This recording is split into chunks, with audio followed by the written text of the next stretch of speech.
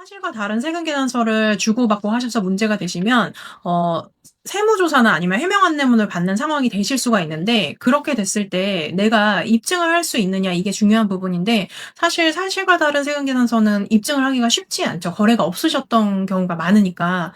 그러면 사실 그동안 신고했던 내역에 대해서 다 부인이 될 수 있는 거고, 세금적인 부분뿐만이 아니라 혹은 이제 조세범 처벌법에 저촉되는 기준에 해당이 된다 그러면 사실은 벌과금이나 혹은 형사 고발까지도 될 수 있기 때문에 굉장히 큰 문제가 불거질 수 있는 상황이라고 보셔야 됩니다. 그게 뭐 대략적으로 여러 가지 이유가 있겠습니다만, 뭐 네. 행위 자체도 당연히 되게 안 좋은 거지만, 네. 금액은 한 어느 정도로 보나요? 금액은 이제 과세 기간별로 산정을 하게 돼 있는데, 비율로 판단하는 부분도 있고 금액적인 부분으로 판단하는 부분도 있어요. 그리고 내 사업장의 규모에 따라서 또 다르게 판단을 하기 때문에 그런 부분은 이제 전문가한테 직접 문의를 하시는 게 좋을 것 같습니다. 사실 국세청 입장에서는 과거에도 이런 부분을 적발하는 게 어려운 상황은 아니었는데, 더더군다나 요즘은 이제 국세청의 빅데이터 시스템이라든지 아니면 AI를 활용해서 분석하는 거라든지 그런 부분에 있기 때문에 과거보다도 적발이 더 어려운 상황은 아니다, 더 용이해졌다, 이렇게 이해하시면 될 것 같아요.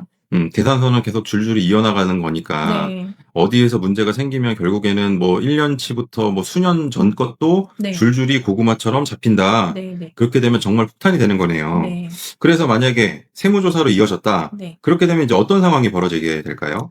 보통 이제 세무조사를 받게 되시는 경우에는 내가 거래했던 거래처가 나에게 세무조사가 진행되는 경우들이 많이 있어요. 왜냐면 거래라는 거는 서로 간에 거래를 했기 때문에 연결되는 거래잖아요. 그렇기 때문에 나와 거래한 상대방 업체가 조사를 받고 난 이후에 내가 조사를 받게 되는 경우가 많이 있다는 말씀을 드리는 거고, 그런 경우에는 사실 다른 그 거래처의 세무조사로서 우리의 거래가 결론이 난 상황으로 해서 내가 조사를 받게 되는 거죠. 그러면 사실 이 거래가 사실이 아닌 거래라고 결론이 난 거에 대해서 내가 입증하기라는 더 쉽지 않은 상황이 되시는 거죠. 근데 보면 이런 분들 보면 문제가 뭐냐면, 이제 뭐 거래 사실 확인서도 받고, 뭐 여러 가지 이제 앞단에 이제는 여러 가지 절차들을 국세청에서 요청을 하는데, 네.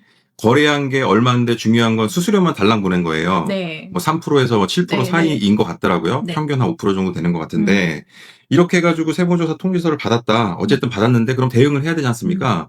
그럼 어떤 식으로 좀 대응을 해야 될까요?